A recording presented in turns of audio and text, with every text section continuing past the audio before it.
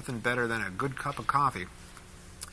It's early out here, out on the Rocking K Ranch, out at the Chuck house here. Cookie makes some good coffee. Waiting for Pony Express to bring in some stuff. I sent Smokey over to get it. Wonder if it's coming.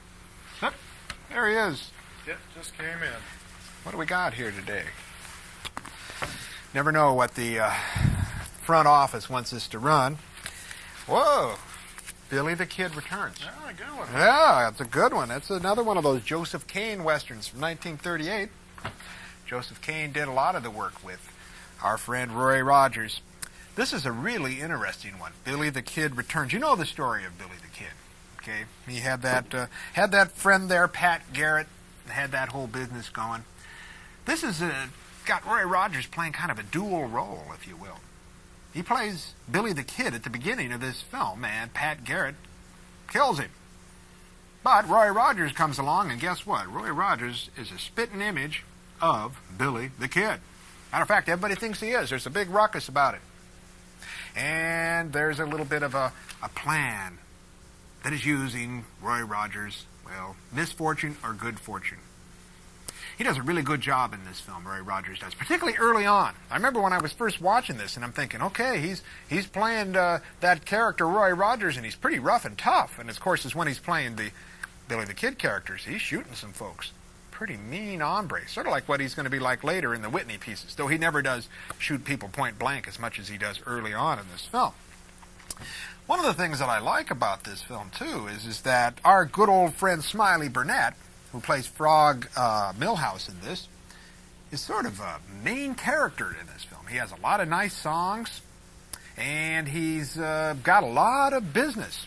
He's sort of the man behind the scenes in front of the scenes, if you know what I mean. I think you'll understand it when you watch this film. This is really a fun movie, and seeing Roy Rogers playing these two characters, if you will, looked like he was having a good time doing it, as a matter of fact. There's a character in here, too. If you know some of your films that we've talked about on our At the Movies with Film show, you'll notice a guy who kind of pops up about midway through the film. He's a hotel clerk. He's a Mexican fella. His name is Crispin Martin. We talked about him when we saw him in Stagecoach. Do you remember another film, perhaps, that Chris Martin might have appeared in that sometimes brings the mallet forward? Do you remember that, Smokey?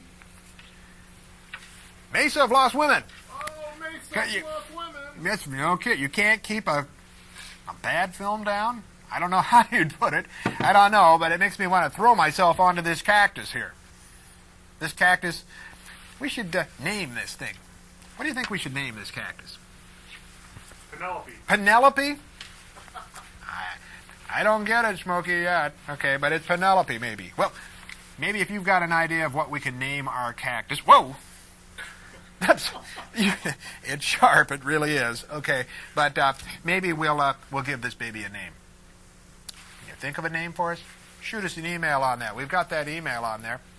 Billy the Kid, great film. Got that Mesa of Lost Women connection. Can't go wrong with that. Shot by a guy named Ernest Miller, who did Lash LaRue films as well as a cameraman.